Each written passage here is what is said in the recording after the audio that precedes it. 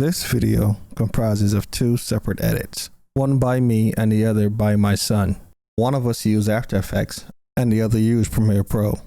Comment down below on which video you think was edited in Premiere Pro and which video you think was edited in After Effects. Video 1 or video 2. On a side note, my son also created the beginning animation using Blender.